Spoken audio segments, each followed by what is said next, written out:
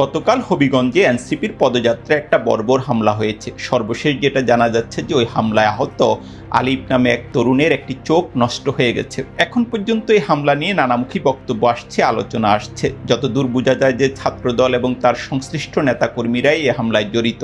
এই হামলার পর বাংলাদেশের সোশ্যাল মিডিয়াতে অদ্ভুত একটা বিতর্ক হচ্ছে। বিশেষ করে বিএনপি কিংবা সরকারের সমর্থকরা এটা বলার চেষ্টা করছেন যে এই হামলার জন্য নাসিরউদ্দিন পাটোয়ারি দায়ী। কেন দায়ী? কারণ নাসিরউদ্দিন পাটোয়ারি গত কয়েকদিন ধরে বা কয়েক মাস ধরে নানামুখী উত্তেজনাকর বক্তব্য দিচ্ছেন এবং এসব বক্তব্যের জন্য এই হামলাটা জায়েজ, এটা তাদের বক্তব্য।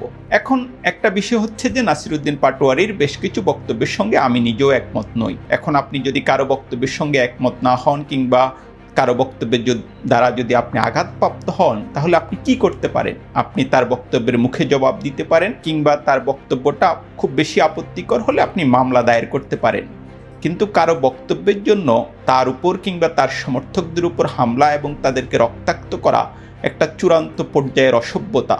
এ ধরনের চিন্তা এটা স্পষ্ট করে দেয় যে বাংলাদেশের জনগোষ্ঠীর একটি বড় অংশ এখনও রাজনৈতিক চিন্তার ক্ষেত্রে সভ্যতার পর্যায়ে যেতে পারেননি।